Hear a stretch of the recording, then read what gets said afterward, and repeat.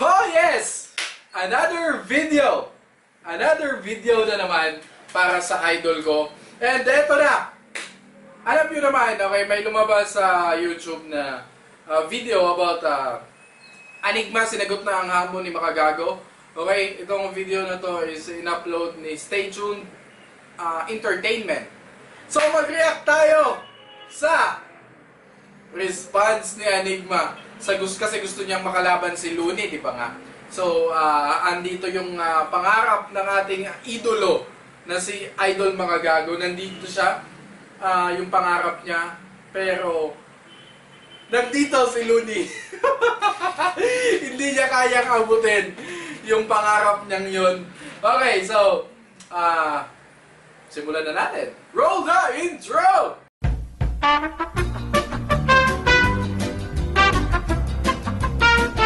Okay, so, diretso tayo medyo, ikakat ko yung video, diretso tayo dun sa mismong issue, or hindi naman issue to, pero dun sa video na si Makagago is nagsasalita or sinasabihan si Enigma na something.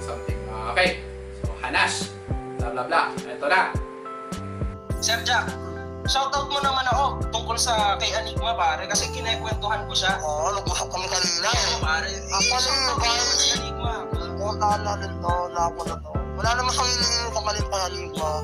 So, call out ko lang si Enigma, sana ito rin yung laban nila ni Looney. Oo, pare. Yun lang naman. Enigma, humihingi na ako sa'yo ng pasensya. Iyakan mo nga, Sir Jack. Humihingi na ako sa'yo ng pasensya, Enigma. Sa lahat ng trouble na nabigay ko sa'yo in the past. Ano po? Pero, ano na? Ano yung mga kami laban? Ha? Ano ba? Enigma, nagmamakaawa na ako sa'yo, please. Itapat mo sa akin si Looney. Wala akong alam ko matatalo ko, di ba, Sir Jack? Oo naman, nayayarin ako. Nangyayari ako kayo. Looney Ano ba naman kayo? Ano ba naman, Enigma? Yung pagbigyan mo na lang ako, please. Just for poking fun. That's it. Wala naman akong ibang ibig sabihin na gusto kong magpa-fasting, gano'n. Kasi kilala na rin naman ako, di ba, Sir Jack? Oo nga. Kilala naman na si Makagago. Well Recognized rin. And I do recognize Looney's talent because idol ko si Looney. Nangyayari ako kayo. Ano ba naman kayo? Totoo. Ano ba naman, Enigma? Yung pagbigyan Walang kapag-asa. Just for poking fun. That's it. Wala naman akong ibang ibig sabihin na gusto kong magpa-fasting, gano'n. Kasi kilala na rin naman ako, di ba, Sir Jack? Oo. Kilala ka na. Totoo. We recognize me. Totoo. And I do Totoo recognize yun. Looney's talent because idol ko si Looney. Di ba, Sir Jack? Okay. So, yun nga. Nanawagan ang idol natin. Ang iniidolo ng lahat ng mga malalaking tao dito sa YouTube. Ang iniidolo ng mga kabataan. Ang iniidolo ng mga influencer sa YouTube. Okay, humihingi ng laban sa Flip Top. Wow! What a chance for exposure na ganong kalaki para ibigay sa ganitong klaseng tao. Alam mo yun?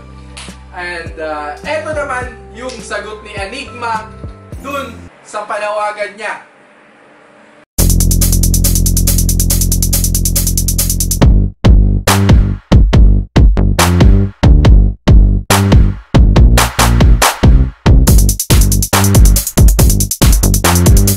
Kayo, anong take nyo sa dun sa paghamon ni Makagago kay Looney sa Flip Top? Tulad nga ng pinaka-diplomatic kong sagot is hindi naman porket gusto ng tao, mangyayari na siya. Mga mas obvious na questions naman. Ano ba nagawa ni Makagago para i-deserve yung matchup na yun, di ba? Bago yun, okay? Bago yun, alam nyo bang dinis ni Makagago before si Enigma? Tas ngayon, eto na, humihingi na siya ng laban. Enigma, ako insultuhin mo, tangina mo. Let's do this! Tangina ka ako, kaya murahin mo. Puro mura, insulto ka lang sa FB mo. Malaki. Well, oo, this nga lang yun. Alam mo yun, yung trabaho niya yun, this lang yun.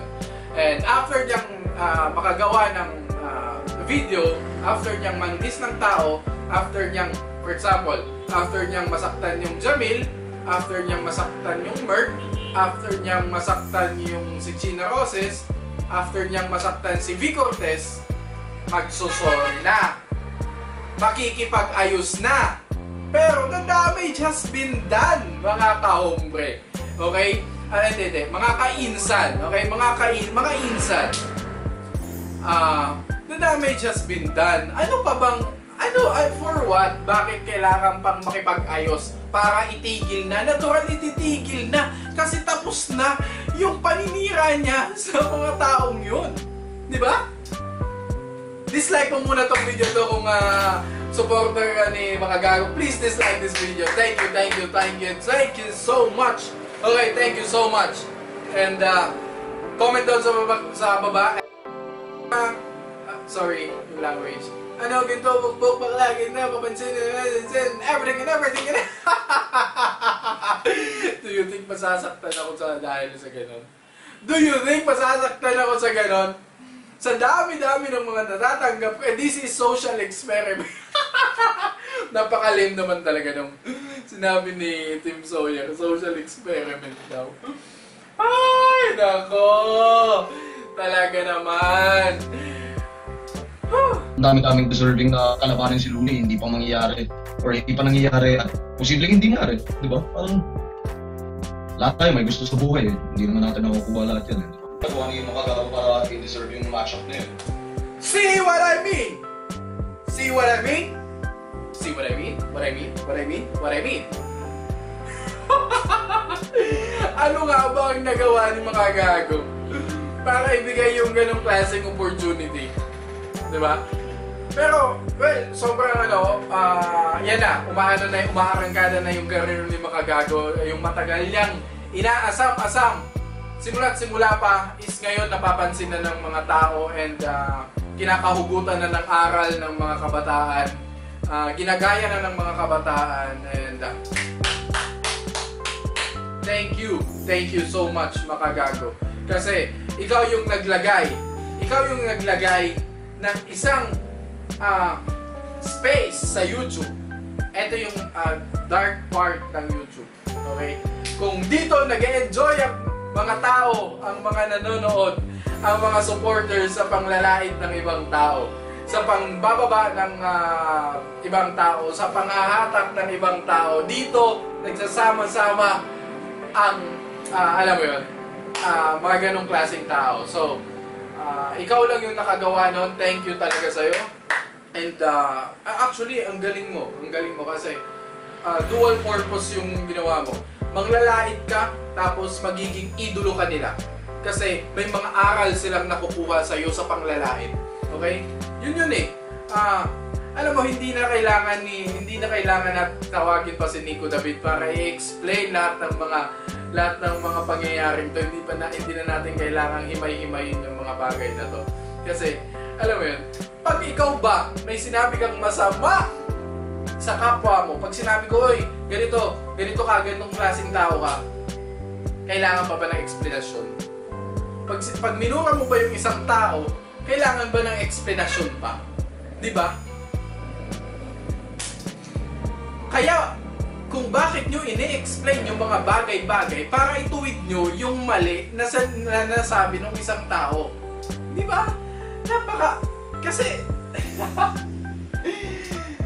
sino ba naman yung tao na makita ko sa kalsada, na murahin ko, tapos ano yung magiging impression? Hindi ko siya kilala, minura ko siya. Sasabihin niya sa akin, sasabihin ko sa kanya, oy, ganito ka, ganyan ka. Minura ko siya. Ang isipin ba ng tao, may explanation doon. May explanation doon. So do you think iisipin ng tao about your explanation and kung ano yung nararamdaman niya? Hindi ba kung ano yung nasabi, yun yung una mong mararamdaman? And which is yun yung iniiba nyo dito yung sabi ko magiging tama talaga ang isang mali kapag in-explain mo. Diba? So meaning, Sir Enigma, talagang hindi naman talaga deserving si Makagago sa matchup na yon. As simple as that. May mga gusto tayo na hindi natin nakukuha. And if gusto mong makuha yung gusto mo, hard work pays off. Magtrabaho ka sa London, magtrabaho ka sa Domino's Pizza. It's the only way! Other hard work? No need. Other hard work, no need. Only work, Domino's Pizza in London. Yun lang yun. Oh, yun lang yung video natin para sa araw na to. Abangan nyo yung mga susunod na video and like, comment, and subscribe para sa mga susunod na video about sa ating idol, sa idolo ko, sa inspirasyon, sa nagbibigay aral dito sa YouTube. Bakal Gago. Peace out. Let's not make it complicated.